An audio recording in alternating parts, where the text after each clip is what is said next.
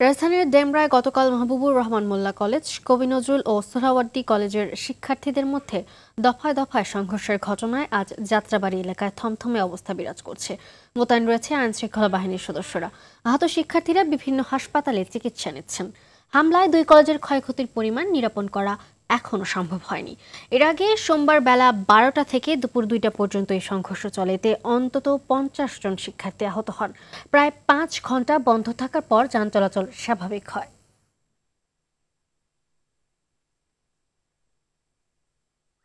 সুষ্ঠু তদন্ত করে বিচারের দাবি জানান ডক্টর।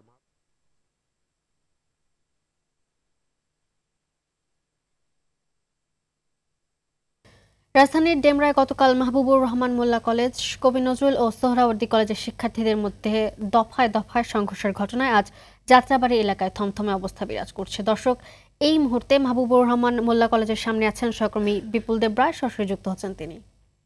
বিপুল, এলাকার পরিস্থিতি কেমন দেখতে পাচ্ছেন, আর আইন শৃঙ্খলা রক্ষাকারী বাহিনীর উপস্থিতি কেমন জানাবেন আমাদের?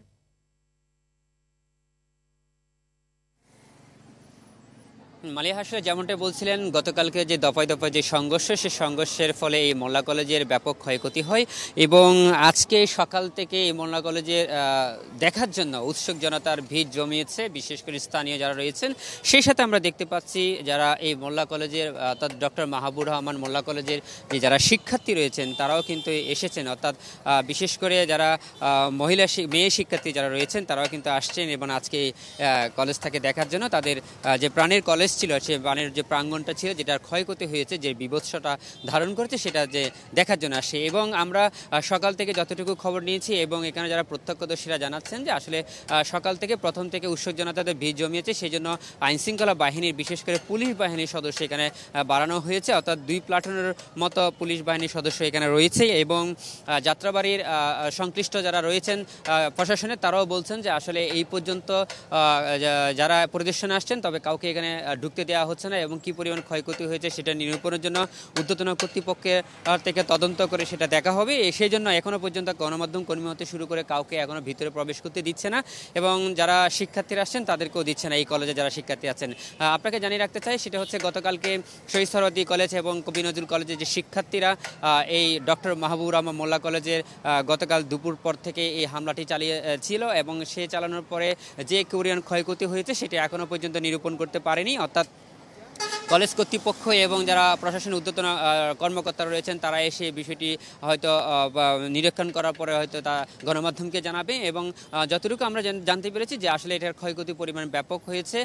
একভাবে কলেজ কর্তৃপক্ষের পক্ষ থেকে নানা ধরনের কথা বলছে, হয়তো প্রায় 70 কোটি টাকার মতো ক্ষয়ক্ষতি হয়েছে, এমনটা আমাদেরকে জানিয়েছেন।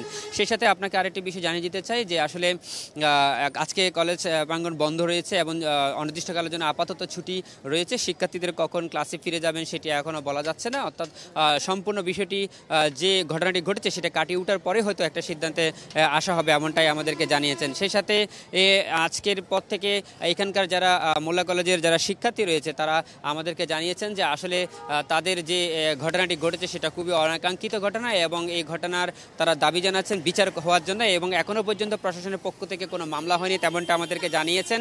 তবে কারা এই হামলার সাথে জড়িত তাদের আরও পুঙ্খানুপুঙ্খানুভাবে বিশ্লেষণ করে তদন্ত করে এটার একটা মামলার ব্যবস্থা করা হবে বলে আমাদেরকে এমনটা জানিয়েছেন এবং বলা হচ্ছে হয়তো আজকে দুপুরের পরে নাগাদ হয়তো একটা মামলা হতে পারে, এমনটা আমাদেরকে জানিয়েছেন। মালিহা, এই ছিল আমার কাছে সর্বশেষ তথ্য। ধন্যবাদ আপনাকে।